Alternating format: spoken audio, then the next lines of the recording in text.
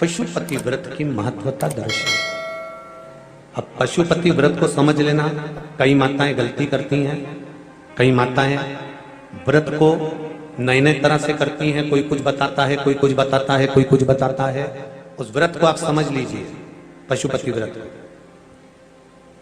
पशुपति व्रत 5 सोमवार का होता है। कितने सोमवार होते हैं अच्छे से समझ लेना। 5 सोमवार का व्रत है। आज अष्टमी का दिन आप लोग अच्छे से समझ लोगे तो आपको फिर कोई ये नहीं होगा कि मैंने व्रत करा और मेरा काम क्यों नहीं हुआ। उसमें अपने को अपनी गलती छांटना है कि गलती कहां हो गई। पशुपति व्रत 5 सोमवार का होता है। बीच में किसी सोमवार पर यदि एकादशी पड़ जाए या कोई तीज पड़ गई या कोई त्योहार पड़ गया, कोई नवरात्रि का व्रत कर रहे हो या कोई त्योहार का व्रत कर रहे हो या कोई तिथि का व्रत कर रहे हो और उस दिन सोमवार पड़ गया, अब आपने विचार करा कि मेरा पशुपति का भी व्रत है और साथ में तीज का भी व्रत है, तो कौन सा व्रत करूं मैं। तो उस समय पर आपको पशुपति व्रत छोड़ देना चाहिए। फिर आप तीज का व्रत कर लो या चतुर्थी का करती हो तो चतुर्थी का करो, छठ का करती हो तो छठ का करो, नवरात्र के व्रत करती हो तो नवरात्र के करो। 5 व्रत पशुपति होते हैं।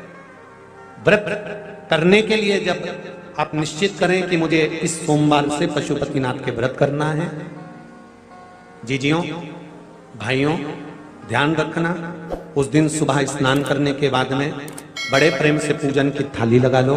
उसमें चंदन, अबीर, गुलाल, जो भी आप रखना चाहें, रौली, चावल, मौली, जनेऊ, पंचामृत, चाहो तो अलग अलग ले जाओ, चाहो तो एक साथ मिलाकर ले जाओ। भगवान शंकर की पूजन करो सुबह के समय पर और शिव जी का पूजन कर कर, आराधना कर कर भगवान शंकर से प्रार्थना करो, हे शिव जी, हे ओगरदानी, हे त्रिकालदर्शी, हे कैलाशी, अविनाशी, आज से मैंने पशुपति व्रत प्रारंभ करे। बाबा मेरा ये व्रत इस कार्य के लिए मैं कर रही हूं, आप स्वीकार करना। बाबा को निवेदन करना। पूजन का सामान थाली में उतना लेकर जाना कि सुबह भी काम आ जाए और शाम को भी काम आ जाए। अलग से पूजन का साहित्य में शाम को अलग से नहीं रखना। थाली में उतना ही रख के ले जाओ जितना सुबह भी काम आए और शाम को भी काम। बाबा को निवेदन कर कर पूजा की थाली वापस ले आओ। शाम के समय पर घर में मीठा बनाओ, 6 दिए रखो थाली के अंदर घी के, और दिए रखकर मीठा ले जाकर मंदिर में पूजन करो। शाम को स्नान कराने की जरूरत नहीं, पंचामृत स्नान की जरूरत नहीं है। शाम को तो केवल जल का छींटा दे दो, पंचामृत का छींटा दे दो, बाबा की पूजन करो। पूजन कर कर प्रसाद के पहले 3 हिस्से करो। 3 हिस्से करने के बाद फिर आप दिया लगाइए। फिर बाबा को कितने दिए लगाना है, जम के बोलो, 5 दिए लगाना है आपको शंकर भगवान। 5 दिए लगाइए, एक एक दिया जलाते जाएं और शंकर भगवान से पहले सोमवार को दिया जलाते समय अपने हृदय की बात कहते जाएं। 5 दिए पूरे हो जाएं। छठा दिया जलाना नहीं है, उसको थाली में वापस रख लेना। दिए को थाली से नीचे उतारना जरूर। कौन से दिए को, जम के बोलो जरा, छठे दिए को मंदिर में उतारना जरूर और फिर वापस थाली में रख लेना है। प्रसाद 2 हिस्से मंदिर में छोड़ना है, 1 हिस्सा थाली में रख के ले आना है। पूजन कर कर बाबा को निवेदन कर कर वापिस आइए। शाम को जब घर में प्रवेश करो, सीधे हाथ की ओर घर में अंदर जाते समय अपना जो राइट हैंड हो, अपना जो सीधा हाथ हो, उस ओर बैठो और बैठने के बाद उस दिए को प्रकट कर लो, प्रज्वलित कर लो। वहां पर भी शिव जी से प्रार्थना करो, हमारा यह कार्य है सफल करिएगा। बाबा से निवेदन करके घर के अंदर प्रवेश कर जाओ। भोजन जब जीमने के लिए बैठो, भोजन करने के लिए बैठो, सबसे पहले जो प्रसाद लेकर आए हो उस प्रसाद को खाइए। जो प्रसाद आप लेकर आए उस प्रसाद में से किसी को नहीं देना है, आपको अकेले खाना। उतना ही प्रसाद लेकर जाना जितना खब जाए, छोड़ना भी नहीं।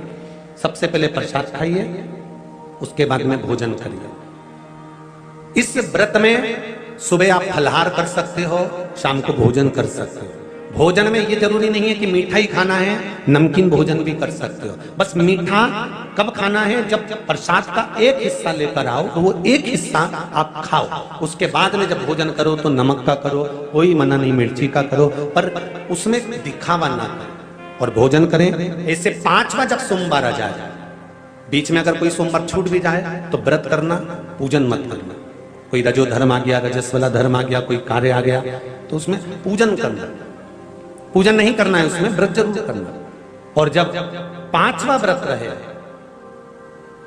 और 5वां व्रत जब रहे तो उस 5वें व्रत में जब सुबह पूजन कर आओ, शाम को पूजन करो, तो शाम को भगवान पर 108 या तो चावल के दाने, मूंग के दाने या बेलपत्र या फूल की पत्ती, जो भी 108 चढ़ा सकते हो, भगवान को चढ़ाकर एक श्रीफल 11 रुपए उस पर रखकर शिव जी से निवेदन कर कर घर पर आ जाइए, दिया लगाइए और बाबा से निवेदन कर कर प्रसाद पाइए। अगर नियम से कर लिया तो मेरा विश्वास कहता है 5 सोमवार के अंदर ही आपका काम हो जाएगा, 5वें तक पहुंचोगे। ये शिव कृपा। श्री शिवाय नमस्तुभ्यम, हर हर महादेव, जय महाकाल। मित्रों, आज के इस वीडियो में गुरुजी ने पशुपति व्रत की संपूर्ण विधि बताई।